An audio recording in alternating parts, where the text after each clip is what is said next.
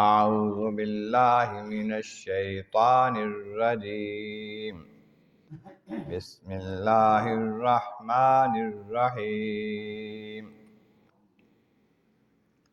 فعقروا الناقة فعتوا عن أمر ربهم وقالوا يا صالح ائتنا بما تعدنا إن كنت من المرسلين فأخذتهم الرجفة فأصبحوا في دارهم جاثمين فتولى عنهم وقال يا قوم لقد أبلغتكم رسالة ربي ونصحت لكم ولكن لا تحبون الناصحين صدق اللہ العظیم۔ حمد و ثناء رب کریم اور درود و سلام و سید خیر الانام کے بعد سورۃ الاعراف کی آیت نمبر 77، 78 اور 79 تلاوت کی گئی ہیں، جو 8ویں پارے کے 17ویں رکوع میں ہیں۔ اس سے پہلی آیتوں میں بتایا گیا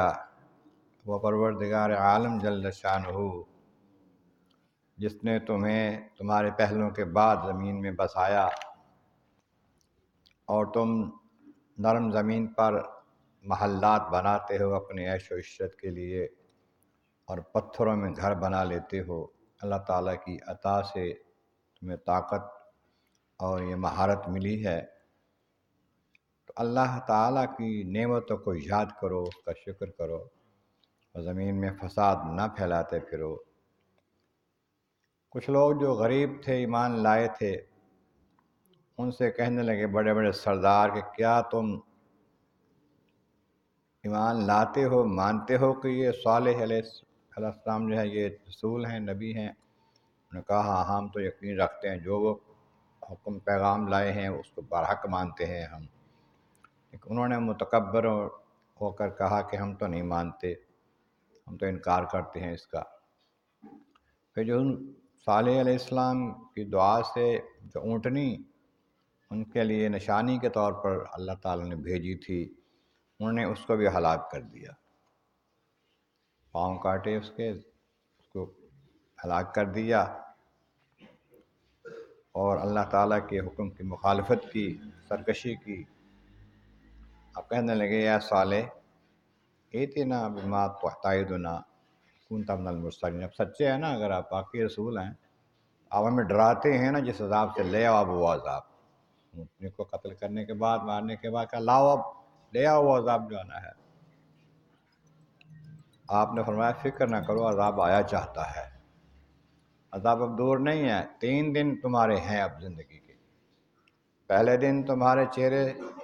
زرد ہو جائیں گے، دوسرے دن سرخ اور تیسرے دن سیاہ ہو جائیں گے اور چوتھے دن عذاب آ جائے گا۔ یہ بھی عذاب ہی تھا، چہرے بدلنا بھی ایسا ہی ہوا۔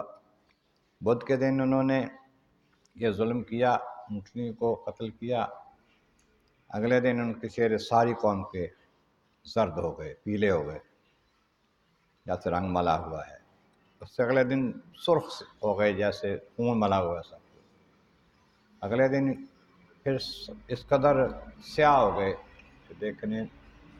کو بھی مشکل لگتا تھا، اور چوتھے دن پھر آسمان سے ایک ایسی چیخ آئی، فرشتے نے وہ ایسی آواز نکالی کہ سب کے دل پھٹ گئے، سب الٹے جہاں جہاں تھے ویسے وہاں پڑے رہ گئے، سب مر گئے، کوئی بھی نہ بچا ان میں سے۔ لیکن ایمان والے جو تھے، صالح علیہ السلام ان کے ساتھی بستی سے پہلے باہر نکل گئے، پھر اس بستی سے گزرتے ہوئے انہوں نے کہا اپنی قوم کے ان لوگوں کو جو کہ مرے پڑے تھے، اے میری قوم، میں نے تمہیں پیغام حق پہنچا دیا تھا، اللہ تعالیٰ کا پیغام تمہیں پہنچا دیا تھا، میں حق بات بتا دی تھی کہ تم مان جاؤ، ایمان لے آؤ، میں اللہ کا نبی ہوں، اور جو اللہ کا پیغام ہے اس کو مانو، اللہ کے سوا کسی کو معبود نہ مانو۔ تم نہیں مانے،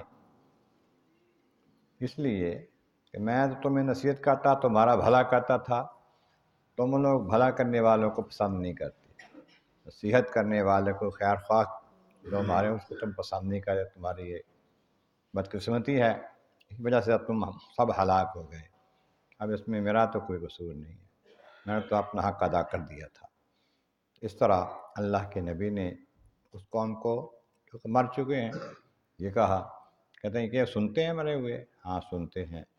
نبی کریم صلی اللہ علیہ وسلم میں میدان بدر میں جب فتح ہو گئی، 3 دن وہاں پر ٹھہرے، جاتے وقت کافروں کے سرداروں کی لاشیں جو ہیں وہ ایک کنویں میں ڈلوا دیں، پھر فرمایا کہ اے کافروں، سرداروں کے نام لے کر کہا، عتبہ، شیبہ، ولید وغیرہ کو کہا، ابو جہل کو کہا، میرے رب نے میرے ساتھ وعدہ پورا کیا ہے، تمہارے ساتھ کیا ہے؟ تمہارے بتوں نے کوئی مدد کی تمہاری؟ تو جناب فاروق اعظم رضی اللہ عنہ نے حضور کا دامن پکڑا کہ حضور یہ کوئی سنتے ہیں جن سے آپ بات کر رہے ہیں؟ فرمایا اللہ کی قسم تم سے زیادہ سنتے ہیں، تم ان سے زیادہ نہیں سنتے۔ تمہارا یہ کہ جو چلا جاتا ہے دنیا سے اس کی روح تو ہوتی ہے، اس کو بھی بتایا جاتا ہے۔ تو یہاں صالح علیہ السلام نے ان سے کہا، لوگوں سے، مرے ہوئے لوگوں سے، کہ میں نے تو پیغام پہنچا دیا تھا، تم نہیں مانے، تمہاری بدقسمتی ہے۔